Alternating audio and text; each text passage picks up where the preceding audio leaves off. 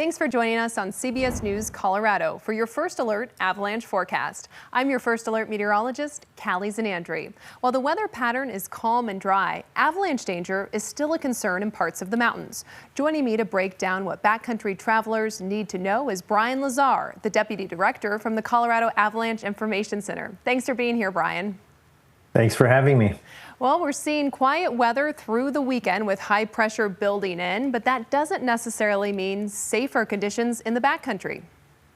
No, not necessarily. It's somewhat counterintuitive, but despite our historically low snowpack, it doesn't mean we're completely safe from avalanches. And let me show you how that looks as we vary across the state. So here's our homepage map. As we move towards the weekend, you can see that the central mountains and the far western mountains, from the Elkhead Mountains down through the Flat Tops and the Grand Mesa, are all sitting at low danger or generally safe avalanche conditions, while we've got most of the central and northern mountains sitting at moderate avalanche danger. And what's driving that danger varies a little bit depending on where you are in the state.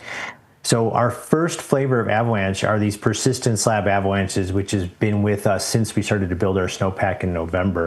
And you can see the most dangerous slopes remain near and above tree line on slopes that face north, the whole east side of the compass, and even south facing slopes with the recent wind drifted snow from northerly winds.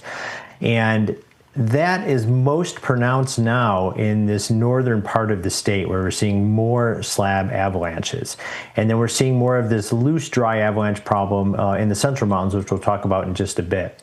But here's what these wind-drifted slopes look like. And so it's the wind that is really driving where these persistent slab avalanches are running. And so we have weak layers everywhere, but what we need for these avalanches, like this one near Fremont Pass, is for wind-drifted snow. So here's a good example. Right below ridgeline, we've got wind-drifted snow. We had little bits of snow earlier in the week that did drift onto these same suspect slopes. And you can see the crowns here are breaking 1 to 2 feet deep on old weak layers that formed during our January drought. And you can see that some of these are starting to now propagate and connect terrain features and certainly pile up enough snow to be dangerous.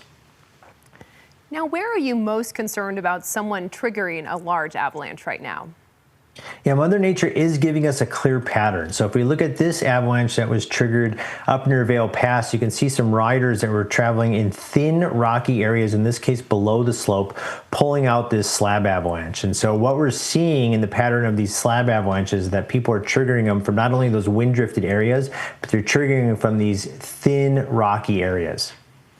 Now in that photo, Brian, I noticed there's lots of tracks on the slope, but tracks on the slopes doesn't necessarily mean it's safe for riders. Yeah, and that's a really important point to drive home, particularly with this kind of avalanche, these, running up persistent weak layers. Tracks on the slope does not mean it's safe. It just means that people have avoided those wrong trigger spots. So here's a really good example. You can see this one up near the Eisenhower Tunnel. There's a track already in place right down the gut. This skier gets close, hits a thin rocky area, and pulls out a slab. And fortunately, this slab released below their skis, and so they were not caught or swept up. But you can see they were very close to a pre-existing track, and yet they were still able to trigger an avalanche. Again, here's another one up near Vail Pass. This person kind of on the right-hand side skied their way through these thin rocky areas without triggering one. The second rider in hit a thin rocky area next to these rock outcrops and pulled out the persistent slab avalanche. So again, you can see these wind-loaded terrain features. It's these smooth pillows of snow, which is obvious in hindsight in this photo, but these are exactly the kind of terrain features we want to avoid. They're wind-loaded, as you can see by the smooth sculpted surface, and there's lots of rocks poking through, which means there's lots of potential trigger points. Here's another one from near Fremont Pass, and you can see just to the left here, not enough slab. As you certainly move out into the open slopes, you hit the thin rocky areas and boom, you get the avalanche to occur.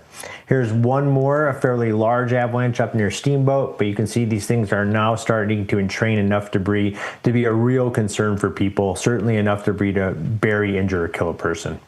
And Brian, there's a second flavor of avalanche you're concerned about heading into the weekend. Yeah, and this has been developing over the course of essentially our entire dry spell, so over the course of weeks.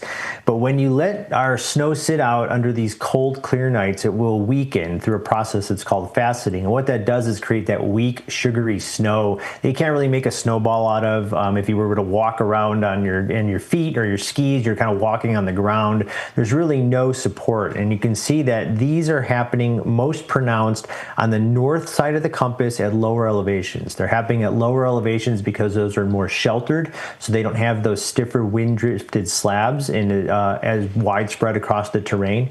And they're shaded, which means that it accelerates that faceting process or leads to all of this weak snow. They've generally been on the small size, as you can see here, but in the central mountains, particularly in the Elks and through the Saguache Range, these are now growing large enough in continuously steep, long-running terrain to hit size 2 and the biggest terrain features, and even size 1s can be a real threat if you're above creeks, cliffs, and other kind of terrain traps. And here's what these look like. So you can see it's all just weak snow. These aren't plates or slabs of snow break loose out of the snow surface, but once these get going, if you're on slopes 35 degrees or steeper with a continuous pitch and several hundred feet or more vertical relief, you can get swept off your feet and washed into potentially obstacles. So here's another one out near Aspen, triggered up near here in the trees, and you can see that this loose slough ran right into the trees. Unfortunately, this person was able to ski out of it before getting swept up. But these are becoming a threat, and that is now what's driving the danger in those central mountains, are the threat from loose, dry avalanches and all this weak snow. They're much easier to trigger. They're generally small, but they're going to be more widespread than these persistent slab avalanche problems in this portion of the state. And then lastly, we have had some warm temperatures. We saw a small uptick in loose, wet avalanche activity. It's always going to come out of these sunny slopes, steep, rocky terrain. This problem should ease as we move into the weekend and we get a return of some cooler temperatures. But if you're lower elevations in really rocky terrain that's getting sun-drenched, you want to watch for roller balls, wet, loose, slushy surface conditions more than about boot top high. And at that point, it's time to exit avalanche terrain or move to colder, shadier slopes. Well, thank you so much for joining us, Brian, and we will see you back here next week for your First Alert Avalanche Report. And if you have a story idea in the mountains, send your tip to your reporter in the high country, Spencer Wilson. He lives in Summit County. You can call him at 863-TIPS or email him at yourreporter@cbs.com.